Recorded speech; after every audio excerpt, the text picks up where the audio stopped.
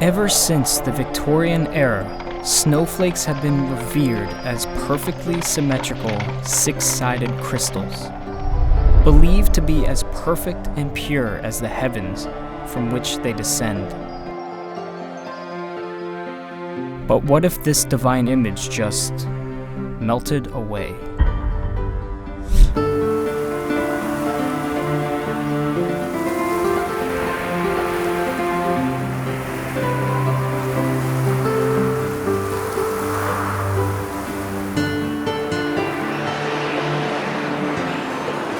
It's 1885 in Vermont's wintry terrain. 20-year-old Wilson Bentley is fascinated by snowflakes, so he attaches a camera to his parents' microscope to capture a photo of one. After countless attempts, he finally gets a clear picture. Thousands of pictures later, and Bentley's collection is dominated by what comes to be our iconic view of snowflakes, each perfectly symmetrical, yet unique. Bentley even coins the phrase, "No two snowflakes are alike."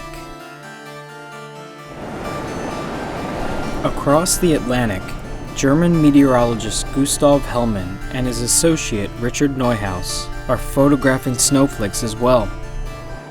However, their photos reveal something entirely different. While each snowflake is unique, many are irregularly shaped, imperfect. It's said that Hellmann accused Bentley of altering certain photos. Bentley countered that any alterations were to remove dust particles or debris from the snowflake photo to show the flake as true to nature as possible.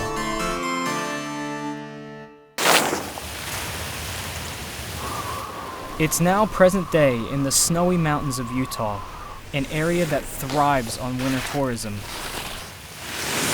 It's here that NSF-funded engineer Cale Fallgatter and atmospheric scientist Tim Garrett have revolutionized the process of capturing photos of snowflakes to better study their fleeting existence.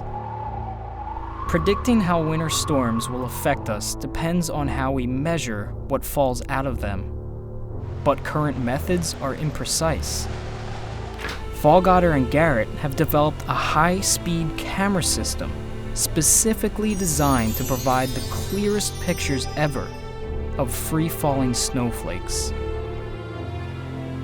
They call their system the Present Weather Imager, the PWI.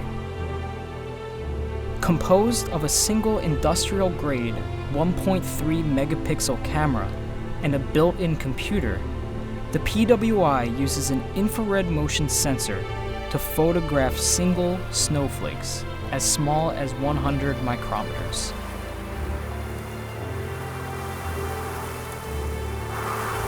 A fleeting moment in time exists to gather data on a single snowflake. In the clouds, too soon. On the ground, and it's too late. So the PWI doesn't isolate or disturb the snowflakes. It waits for the perfect time, photographing them as they fall to the ground, mid-air, unaltered, providing data on a snowflake's size, shape, orientation, and even the speed at which it falls.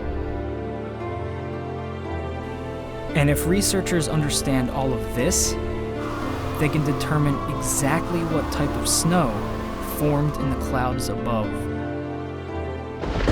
Snowflakes have brief but complicated lives. They start when a super cold water droplet freezes around a speck of dust. This process alone results in Wilson Bentley's famous six-sided crystal. But it's difficult to discover one of these on the ground, because as a snowflake falls, it collides and freezes with other water droplets, a process known as riming, resulting in a little ice pellet called a Graupel, the hard-packing snow. If a snowflake manages to dodge these water droplets, it will likely later collide with other snowflakes to form something entirely different, an aggregate, the light fluffy snow.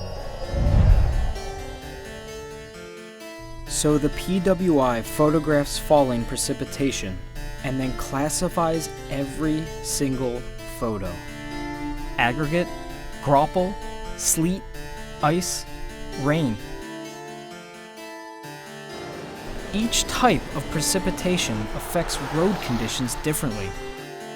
Projecting these, especially around the freezing point, is a current problem. But with the PWI's data, local transportation departments could issue better weather warnings, with the potential to save lives. The PWI also captures nature in its purest form. Common among snowflake photographers, Bentley hand-selected the most attractive snowflakes to photograph and rejected those less photogenic.